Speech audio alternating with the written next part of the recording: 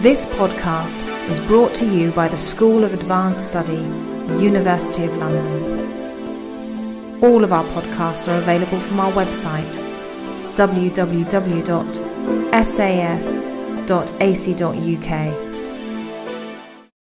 I want to speak to you today about a rather remarkable but very little known Latin didactic work of the later 17th century. So we're moving from one of the best known works of this period, Paradise Lost, to something that many of you will never have heard of. This is Abraham Cowley's Plantarum Libri Sex, the 6 books of plants. There are many facets of this work that deserve much greater attention than it has received, including its political and nationalistic force, the engagement with the New World and the rise of America, its scientific seriousness, the gathering of multiple genres within a didactic frame, and its deployment of a commentary composed by the poet himself. And some of you, I know, have in fact heard me speak about several of those other aspects in other papers. But today I want to focus upon the first 2 of these 6 books, which are devoted to herbs, and the complexities of their engagement with Ovid in particular, which is not something that I've thought about in detail before. So first, a little bit about Cowley himself. He was educated at Westminster and Cambridge. He was a very major poet of his day who came to prominence very early because he published a volume called Poetical Blossoms when he was only 16. So he was that kind of annoying sort of literary prodigy. But if his works are read at all today, it tends to be his Pindaric odes, which are important in the reception of Greek forms in English literature. And although he had greater contemporary prominence and a wider literary reach than most of the Cavalier poets, he was, like them, a royalist, and like them, indebted in particular to Ben Jonson for his understanding of English literature. In fact, he composed in both Latin and English, both poetry and prose, throughout his career, and he was, in addition, closely involved with the newly founded Royal Society. A pamphlet of his immediately precedes the foundation of it, and the emergence of what we would now call modern science. Despite this rather interesting combination of scientific and literary interests, his work is nowadays extremely unfashionable. And this goes some way, I think, to explaining why this particular work, the Plantarum Libri Sex, which is a very large Latin work published in 1668, a year after his death, has no modern translation and has attracted little scholarship. It appears in a volume entitled Poemata Latina, Latin poems, but the great bulk of that work is taken up with this particular poem. Sorry, that's the microphone, isn't it? The plant poem runs to 362 pages in that edition, so it really is long and comprises enormous variety both in theme and form. You'll see at number 1 on your handout a simplified breakdown of the content of each book. So books 1 and 2, which are the ones that we're concerned with today, are about herbs. The first book is a kind of miscellany of herbs, 27 elegiac poems on 20 different herbs, and book 2 is more focused, 11 elegiac poems, each spoken by a different herb. You can see that books 3 and 4 are concerned with flowers and are dominated by odes, modelled chiefly, although not only, upon Horace. There are also some epigrams in there. And books 5 and 6 are in hexameter and are about trees, fruit and nut trees in book 5, including trees of the New World, woodland trees in book 6, which ends with a speech about the Civil War and Restoration. In fact, books 1 and 2, the ones I'm concerned with today, were published separately in 1662, and then he carried on and wrote the rest of it, published the whole thing. The whole thing was published just after his death. I've also given you on your handout a bit from Nahum Tate's preface to the 1689 complete translation of the Plantarum, which remains the only available translation. The 2 first books treat of herbs in a style resembling the elegies of Ovid and Tibullus in the sweetness and freedom of the verse, but excelling them in the strength of the fancy and vigour of the sense. The 3rd and 4th discourse of flowers in all the variety of Catullus and Horace's numbers, for the last of which authors he had a peculiar reverence. I'll skip a bit here. The 2 last speak of trees in the way of Virgil's Georgics. Of these, the 6th book is wholly dedicated to the honour of his country, for making the British oak to preside in the assembly of forest trees. Upon that occasion he enlarges on the history of our late troubles, the king's affliction and return, and the beginning of the Dutch wars, and manages all in a style that, to say all in a word, is equal to the valour and greatness of the English nation. Okay, so there are several kinds of organising division going on here, some of which are kind of indicated on the title page using curly brackets. By object, obviously, herbs, flowers, trees. And if you just think about that visually for a moment, herbs are mostly very small, flowers are a little bit bigger, fruit and nut trees are slightly larger, and woodland trees are, of course, the tallest. But also by genre, which also kind of goes up the scale as the work progresses, from elegiac couplets through odes, some of which are quite grand, through sort of roughly didactic hexameter towards something that looks more like epic, although this is all in a didactic frame. Certain subdivisions, sort of dramatic subdivisions, also lend some additional coherence. So book 2 is set in the Physic Garden at Oxford. We're going to come back to that. And each herb, they're all female herbs, speaks in propria persona of her own miss and utility. And in fact, that organising principle of the plants speaking for themselves runs right through the work. Similarly, books 3 and 4 are a kind of beauty competition on the banks of the Thames, supervised by Flora, as the flowers compete for rulership of the floral kingdom at the time of the Restoration. Book 5 stages a competition for dominance between the trees of the Old World and those of the New. It's set in Mexico. And Book 6 is an assembly of trees led by the Dryad of the Oak, and his speech telling of the Civil War and Restoration takes up the final half of that final book. So, a combination of dramatic settings with obvious political and contemporary resonance, generic range from elegy through ode to hexameter, that reaches towards epic. But what the description so far omits is the didactic seriousness of this work. The plants are selected not simply for their beautiful appearance or their literary or mythological associations, although those are all important, but for their utility, and in particular for their use in medicine. All the herbs of Book 2, for instance, which I'm going to be particularly concerned with today, are of use in menstruation, conception, childbirth, and related matters, and footnotes written by Cowley himself run right through the work, offering details on etymology, common English names, how you distinguish between two closely related species, and how you prepare these plants as remedies, as well as more conventional poetic matters, such as myth and literary allusion. This is a work intended to teach, and it's also a thoroughgoing demonstration of the 17th century conviction of the unity of knowledge. Poetic and scientific authority complement one another and belong together. In fact, when I agreed to give this paper, more than a year ago, I had not anticipated that I would end up writing it and giving it when on maternity leave. So the themes of this paper seem particularly relevant at the moment to me. Anyway, the translation of the opening lines of Aristolochia, that's the plant we call birthwort, obviously a plant useful in birth. This comes from Book 2, and I've given it to you on your handout under number 3. I've not in this instance given you Latin, just my translation of the relevant bit of the poem, with the footnotes keyed to the side, and then the footnotes themselves, just so you get a sense of what these notes are like. So she says, she's speaking herself, "Pour forth my flowers, my green berries, and my seeds. It is not fitting for the womb to have a sterile patroness. But on the contrary, my greatest virtue is deeply buried, and my root is my greatest source of power, my finest fruit. Cautious nature has marked this root with the sign of the womb, and she has refused to disguise its particular properties. This is why I am called apple of the earth. Not even the brilliant garden of the Hesperides holds so noble a fruit. This fruit, beautiful Atalanta, would more properly have delayed you, as you stopped to pick it up. Now you are married, you will admit it." Okay, so the notes, that first very long note, we typically get this, a very long note at the beginning of the poem. In English birthwort, Aristolochia is useful in several ways, for it induces both menstrual periods and the delivery of the afterbirth, and when mixed with myrrh and pepper, either as a drink or applied directly, it expels unborn children who have died in the womb. It also prevents prolapse of the womb as a warm poultice, or by using the fumes, or by direct application, especially the slender variety. We get a Pliny reference, then we get some more details about how you distinguish between the 4 subtypes, which is the most powerful, and so on.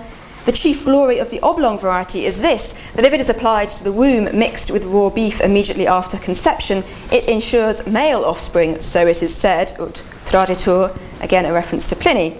That last point, Cowley adds, is more appropriate to this poem than a work of philosophy. This is certainly the more fitting context for it. Fernelius, that's Jean Fernel, 16th century French physician, sees fit to add that both types of Aristolochia help to expel menstrual blood, the afterbirth, and the fetus when prepared with myrrh and pepper. The same plant is best when applied from below, and it purges filth from the womb. Okay, so he's not squeamish, Cowley, and we've got some real detail here about what these things are for. The second note, this is talking about the appearance of the plant. Crollius, that's a 16th century German medical writer who is much experienced in the distinctive features of plants, has observed this resemblance between the shape of the uterus and that of the root of the round Aristolochia, and I think he was the first to do so. What power these marks have, in fact, I do not know, but they are certainly poetic. And now we get to the root of the matter, if you'll forgive me the pun. Number 3, a well-known story, see Metamorphoses 10. That's the reference to Atalanta. So with that rather long preamble, I want to turn now to what is specifically Ovidian about these first 2 books. Most obviously, Ovid is one of the Latin poetic authorities cited directly in the footnotes that Cowley has added to his work. He's cited with or without a quotation, so that example we just looked at, there's no quotation, but often there is. 6 times in the notes to book 1 and 17 times in the notes to book 2, whereas the explicit references to Virgil are reversed. He gets 11 in book 1 and just 5 in book 2. So book 2 is sort of markedly Ovidian with that rather crude measure. Other authors cited as authorities include Persius, Horace, Homer, Lucretius, Statius, Catullus, Martial, Juvenal, Claudian, Valerius Flaccus, Lucan, Cicero and Tibullus, as well as scientific authorities, both ancient and modern, chiefly Pliny and Fernelius, but also Aristotle, Columella, Crollius, and so on. Of course, counting these explicit citations is, as I've said, a pretty crude measure of influence, and as we shall see, this is by no means the only or the full extent of the engagement with Ovid, but it nevertheless flags up his prominence. He appears much less often in the notes in the subsequent books. So these kinds of explicit Ovidian glosses are only the most obvious aspect of these books' Ovidianism. In this paper, I want to begin with these most obvious examples and progress towards the subtler effects of unmarked intertextuality, although these elements obviously work together. So sometimes the use of Ovid is just a matter of citing an authoritative precedent for a learned term, and the context from which the example is taken is probably not very significant. I chose the item under number 4 in your handout because we had that paper about Janus earlier this morning. This is talking about a plant that can be used effectively to stop a nosebleed and then kind of drain the clot behind your nose.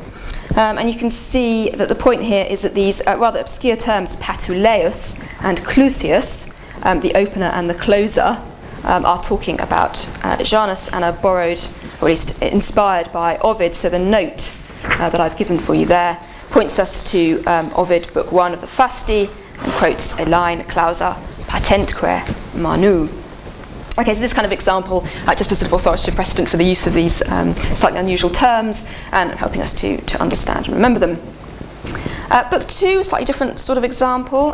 This is from the poem about the rose in book 2, and it's talking about the poison that can be extracted from the plant. And then we get a little aside, rather like that little aside about Atalanta. And indeed, I'd be surprised if Deianira had not used this liquid to dye the dress by which she killed her wretched husband. He doesn't name the husband, but the footnote, which I've given you on your handouts, number 6, tells us that, of course, that means Hercules, and reminds us that we can read that story, if we want to remind ourselves, in Ovid, Metamorphoses 9. A subset, I think, to this kind of reference in the footnotes is Cowley's tendency to have his plants themselves cite Ovid, even by name, to bolster their personal authority and veracity. We find this a striking 3 times in book 2. They're very well-read herbs. I've actually given you an example of this from book 1 here, under number 7. This is the poem for Mint. So the point, she's just told her story that she used to be a girl who was raped by Pluto and caught in the act by Proserpina. And she says, lest anyone should think that I am lying about this story, the poet Ovid, who does not lie, ora veridico meminit naso poeta mei, he's also told my story. And this is an example where we get a note with a quotation as well as the reference. Of course, it's in book 10 of the Metamorphoses, but we also get the relevant line and a half about these female limbs being converted into fragrant mint. Linked to these kinds of citation of Ovid, both in the footnotes and by the plants themselves, is Cowley's choice of epigraph for the work as a whole, which should also be on your handout. Yep, number 8. The epigraph to the entire work, so printed on the frontispiece in both editions, both of just the first 2 books and then of the whole thing.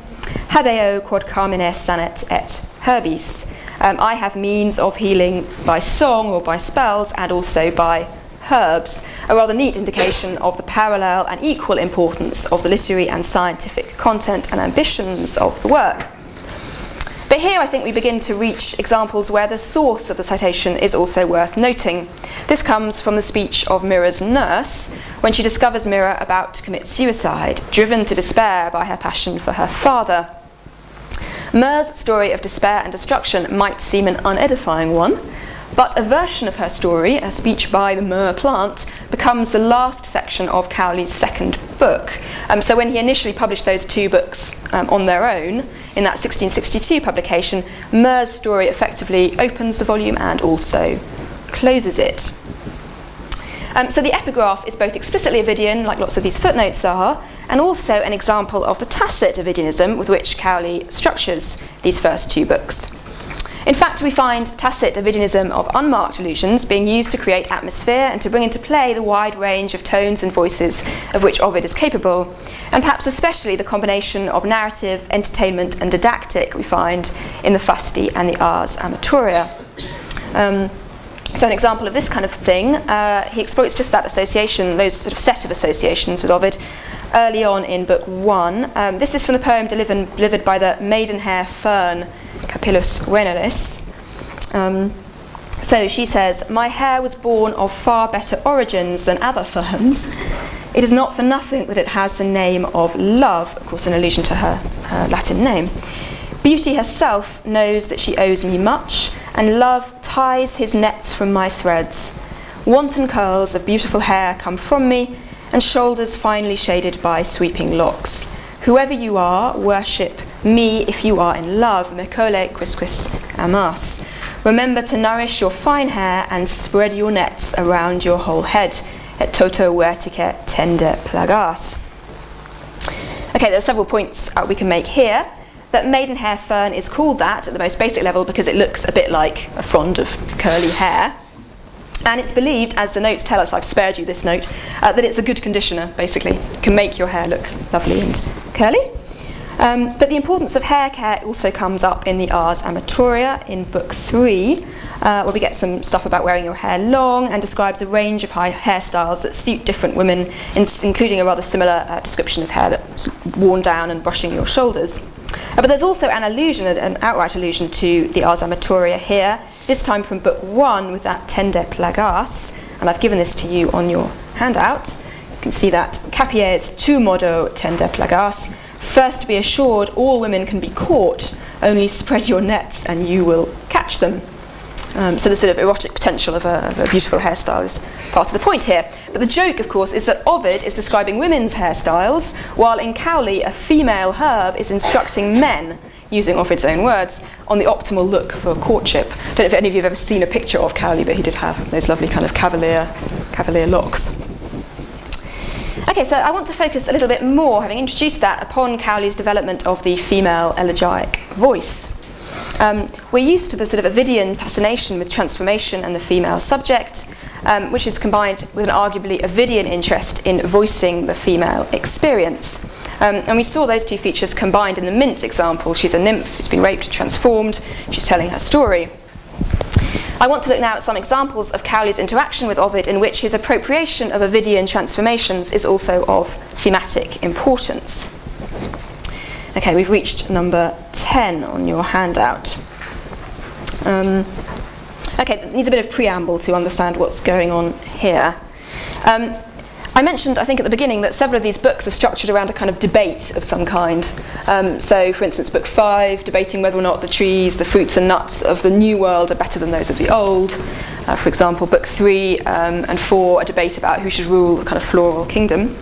Book 2 also has a kind of structuring debate, and it's about what women's periods are for, what menstruation is for, interest in solving this mystery. And the different herbs propose different interpretations. Dittany claims that a menstruating woman is poisonous in some way, and we get some discussion of that idea. And Rose claims that a woman's menstrual periods discharge a source of food for the growing embryo, which if she's not pregnant she doesn't need. Of course that is sort of roughly right. But Laurel, in response, says this doesn't make much sense, since only human females menstruate and plenty of other mammals are much more prodigiously fertile. She says it is related to the fact that women excel men in form and softness. Actually, a really similar passage to that bit that Philip just took us through, where Eve looks in the mirror and looks in the water and thinks that she's the most beautiful thing. So what Laurel is suggesting is that what makes women beautiful, soft and hairless is the loss of this excess blood each month. It's quite an odd argument. Anyway, that's what's going on here. So in this passage, she's explaining how all the other animals are more equally matched in appearance. There isn't this kind of big disparity. And you might disagree with this, I think, reasonably, but anyway, that's the argument she's making here. And you can see down the side of the Latin passage 5, 6, 7, 3 subsequent consecutive notes, all of which are keyed to Ovidian passages. So we've got the mare outdoing the stallion, so the mare not outdoing the stallion, or the cow, the bull. We've got the lions and the lioness, the she-bear and the female and the male bear, the tiger and the tigress, the boar and the female boar. And I've given you the notes as well, I hope. Yeah, sorry, I've neglected to translate them, but I'm sure you can follow the gist. So we get pointed to Metamorphoses 1 and 2 for Io and Jupiter, and then for Callisto again to Met 2. And finally we get glossed this description of the boar with his trunk, with his horns, what do you call them? Tusks, that's the word, under note 7. And in note 7, Ovid Cowley doesn't actually say where that passage comes from, although it is again Metamorphoses 10, it's line 550 from the story of Venus and Adonis. He seems particularly interested in Metamorphoses 10 generally. Now these learned adumbrations may not seem to add very much. The Ovidianism might seem a bit sort of tacked on here. But in fact, I think the insistence with which he keeps putting Ovid into the notes is relevant. This is, of course, Laurel speaking, and she doesn't tell her own story in her speech, although, of course, she has one of pursuit by Apollo and transformation into the tree, Laurel, from which the wreaths of victory are made, a story told, as we've thought about several times with Philip's talk, in the first book of the Metamorphoses, and to which she alludes only in passing in her poem. She says at one point, "But if Apollo, to whom I am dear, does not delude me, and as long as I do not bind his sacred head in vain." There's no note at that point, so we're expected to remember that story ourselves. And in fact, such hints of metamorphosis run throughout Laurel's poem, and it turns out stand behind her interpretation of the mystery of menstruation. I've given you a bit this time from the contemporary translation, slightly post-contemporary, but very close. "But if those slimy floods by chance suppressed excessive heats to nutriment digest, man-like in time the women's cheeks become, and they, poor Iphis, undergo thy doom. So Phaethusa, once so smooth and fair, wondered to feel her face o'ergrown with hair." Phaethusa, this is a reference to Hippocrates. Apparently her period stopped, she grew a beard and body hair, and her voice lowered like a man's, presumably what we'd now call some kind of endocrine or hormonal disorder. And Iphis, of course, you'll know that story from Ovid, Metamorphoses 9, who gets changed into a boy on her wedding day. Such a good one, that one. The rather startling argument here is that a woman's monthly bleed is all that prevents her being transformed into a man. Laurel does not account for why this does not happen during pregnancy, which is the obvious question, I think. So to think again about Ovid, women in Ovid are always on the brink of dramatic transformation, the transformations of marriage, childbirth and death, transformations reworked as metamorphosis into silent animals and plants in his most famous work. Or at least animals and plants may make noises but don't really speak. Cowley's female herbs are similarly marked by the power of transformation. As in Ovid, they become plants. But Cowley's herbs are as much a threat to the Ovidian order as they are an embodiment of it, not least because they are so eloquent. I want to end by exploring this aspect, the overturning of Ovid, and to begin to do so by looking quite closely at the poem of the water lily. This is Nymphaea, number 11 from book 1. Okay, so, "Surely you don't spurn me," this is the beginning of her poem, "because I dwell happily in dirty marshes, in the midst of the race of reeds. I am not of the vulgar green, I am no daughter of the earth. I dwell as a noble guest in the waters to which I am kin. I was a nymph, nympha, fui," getting into pretty familiar territory here, "a goddess of no small rank. But then love came, when it amour. What good was my godhead then? In his flaming power he ordered me. I took fire at the sight of Hercules, and I, a goddess, was but a small part of his total triumphs. I marvelled at his hero's fame and his shining deeds. I admired his limbs, a body worthy of Jupiter, of his father Jupiter. And little by little a dreadful desire overtook me to bear that man who himself bore all the world. Indeed, to speak the truth, I admired that night on which they say he begot 50 children. Now it is a source of shame, and we herbs disdain such foul deeds, but it was a night of extraordinary wickedness. For he, what more is there to say, fiercely plucked my honour and took the flower of my virginity. Okay, this is entertaining in various Ovidian ways. We recognise, of course, the elegiac voice of a seduced and abandoned woman, but with certain comic and mildly salacious additions. That she bore the man who himself bore all the world, in that passage, and that he plucked, decerpsit, her honour, and possessed the flower, florem, of her virginity, when of course she is herself already a flower. This is a water lily speaking.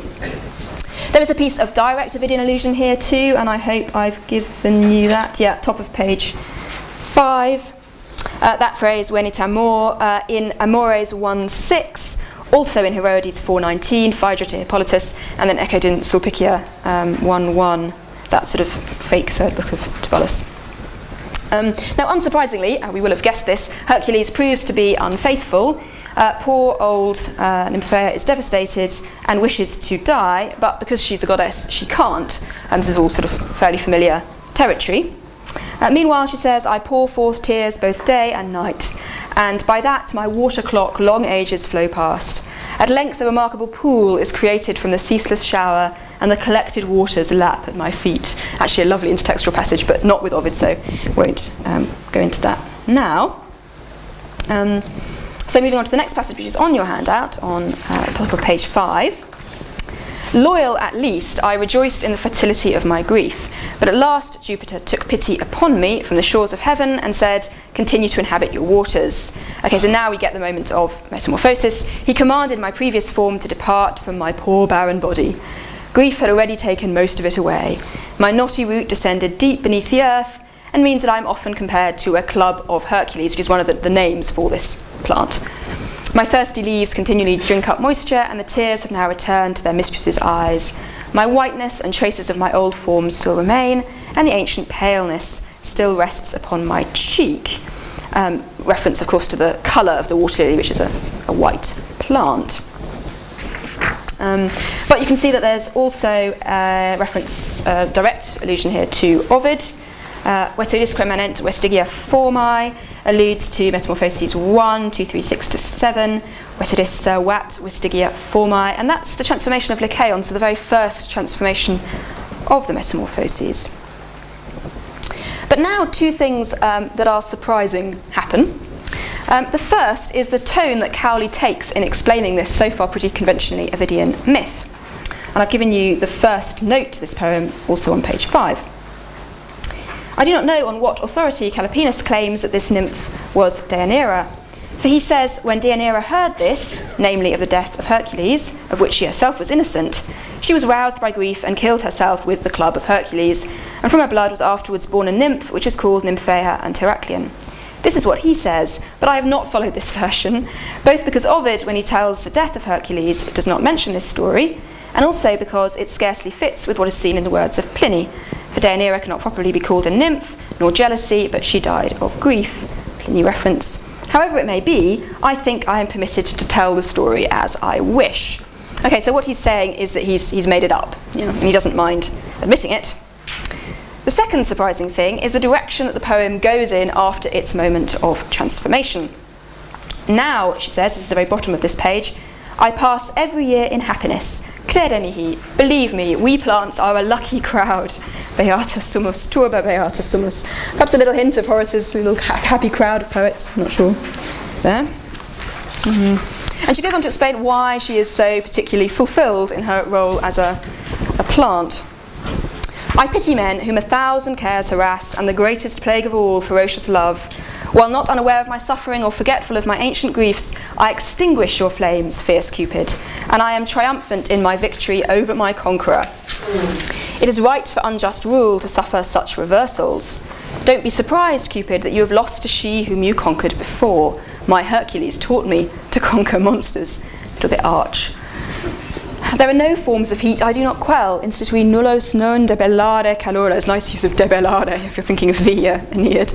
I hate them all, and everyone finds an enemy in me.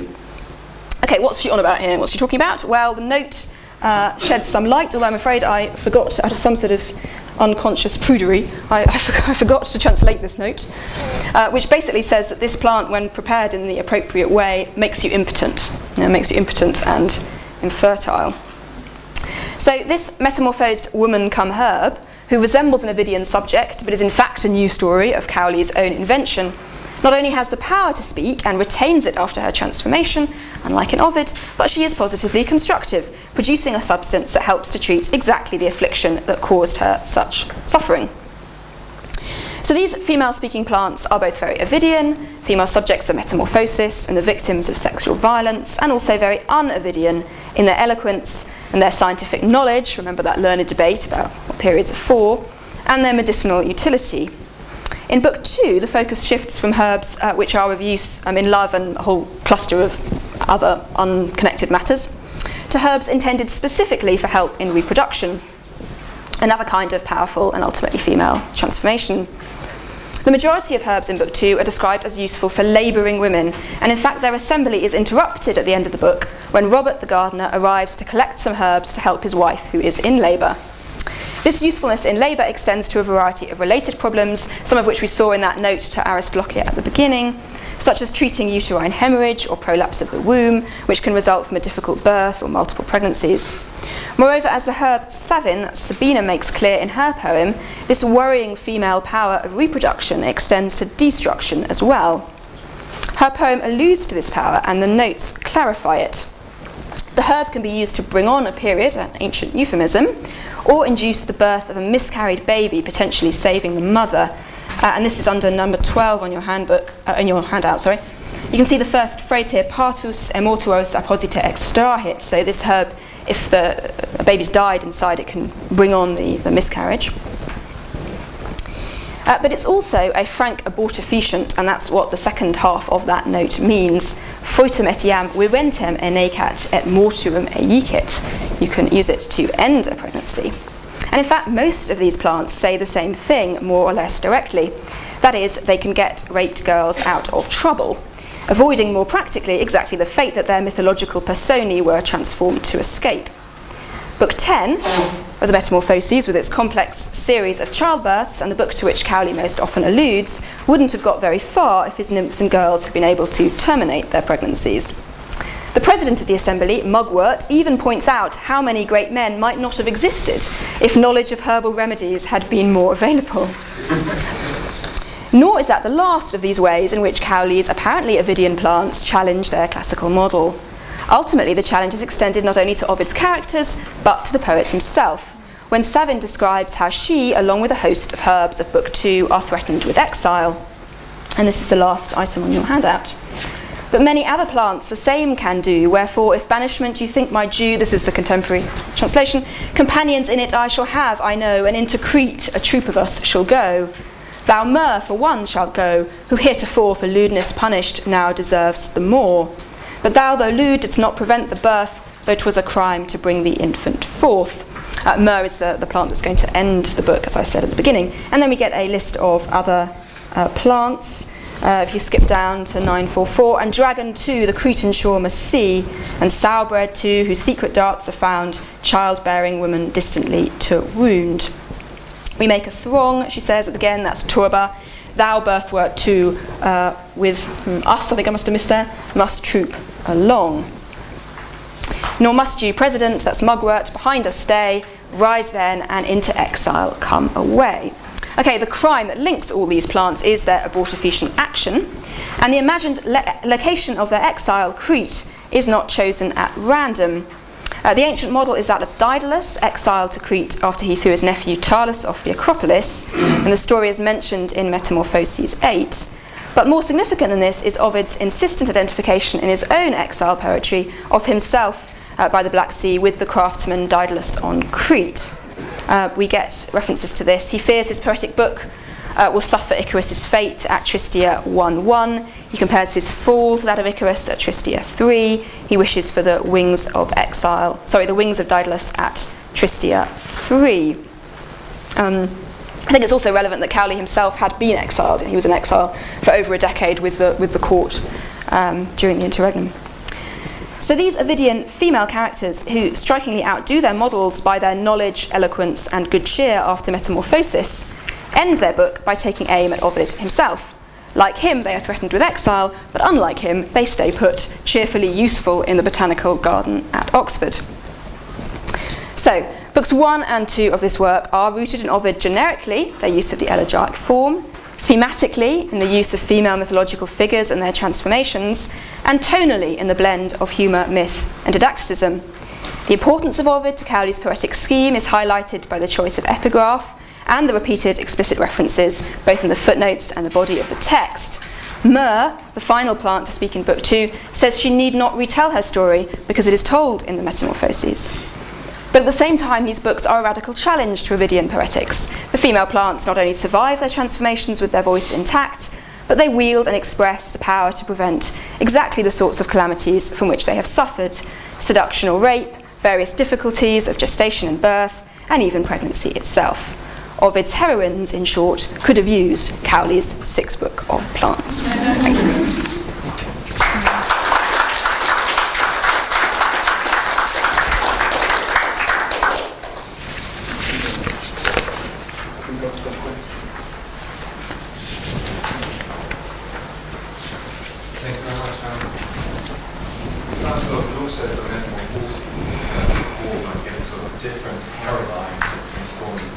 Start out with the supernatural, these sort of European books, and we end up with the natural and the discourse of the Plugas in Book 15. And dead center in Book 7, we get what I might call the human metamorphic. And that's Medea on her plant gathering chariot ride, so growing up her concoctions for rejuvenation. And just about the same time as Cowley was writing, that book of the poem became a prime reference point for the alchemists, who read it as sort of a coded text that yields insights into the secrets of nature. And I'm wondering, where is Medea and her plants in the story that Cowley? I see deliberately sidelining, just an interest in that, is engaging with that tradition of reading all. Yeah, that's a really good question, and I was wondering about it actually with that choice of epigraph, Nemours Nurse, what she says about the use of herbs. I mean, it's a kind of very minor version, but it's a similar sort of idea, isn't it, of the efficacious power of plant gathering, essentially. So you might expect to see Medea brought in there. He seems to be avoiding it. Whether that's just because of the kind of witcheryness of Medea that he wants to steer clear of, but he does it. Yeah, I mean, I thought of it in a negative way. I noted that it's not really there, but yeah, you're right. I mean, perhaps one should ask that question more positively. Why is it not really there? Yeah, no, it's a good question. Or another figure too, I would wonder if she would be in this, would be Ovid's Flora, given that you're talking about too the contrast between your sort of Cowley's figures who are transforming and cheerful. Well, Flora is very cheerful because she gets a pretty good deal, relatively speaking, compared to the other ones. And of course, she's the goddess of the flowers. So, does he draw on her? Or yeah, Flora is presiding over the flowers in books 3 and 4, in the sort of flower books. So yes, sort of cheerful, powerful Flora is very much there. Is she very Ovidian, or is she switching at that point? She is quite Ovidian because I didn't go into sort of too much detail about those books, but what you've got is odes, but odes linked by elegiac kind of passages of narrative, and Flora, as a sort of presiding person, is doing the elegiac linking passages. So yes, she is quite Ovidian, even though you've got sort of Horace and Catullus sort of studied through. So no, you could definitely also give a kind of Ovidian paper about those books. They would be a bit more complex. But no, it's a good counterpoint to what's going on in the first 2 books. Thank you. About the Cowley tradition, especially in the elegiac myths of Ovidian myths, power, like a hero, Some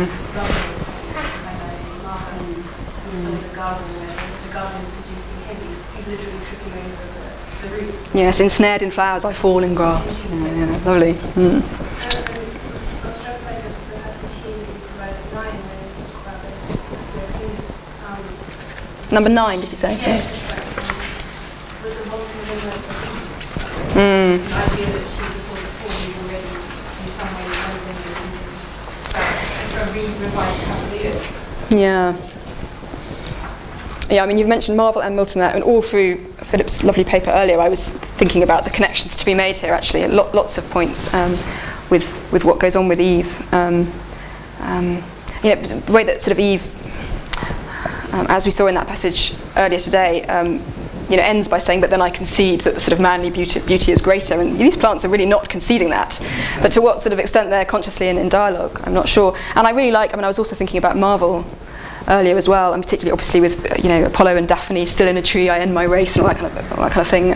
Marvel must be present here too. I think, Would you be interested in the practices of Cowley and direct? Sorry, I missed the end of that. It's a different tradition, and the fact that Marvel takes the Cowley tradition, it works. Yes, and I think Marvel seems particularly relevant. Well, in books 3 and 4, you have those odes, and obviously Marvel did quite a lot of thinking about ode as a form.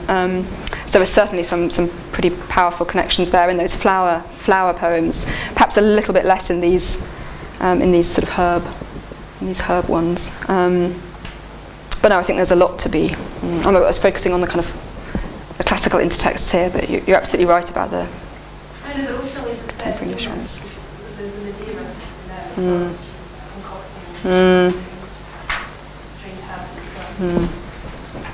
Yeah, thank you.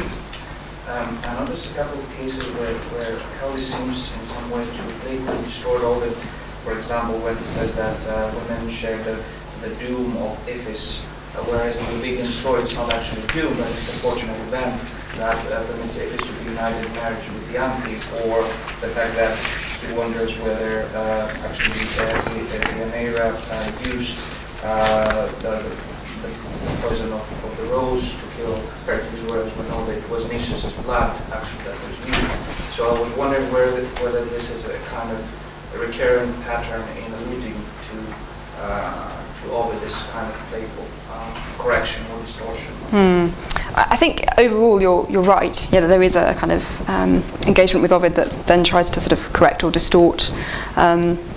As I said, in the way that the female plants speak at such length, apart from anything else. I think that particular example with the doom is a bit tricky. That's the translation, that's the contemporary translation. And I can't offhand remember what the Latin word is there. Also, doom is a word that's kind of shifting at this point from just meaning judgment, generally, a sort of decision, to something more definitely negative. And I wouldn't want to absolutely kind of nail my flag to the mast about where its resonance is at this point. But it seems like it's probably ironic. It's part of the sort of feminism of this poem, I suppose. That being transformed into a boy is not a good thing if you are one of these female plants. But yeah, in general, I think you're absolutely right. There is this kind of sustained engagement and sort of correction or challenge, anyway. Okay, well, let's thank Victoria again.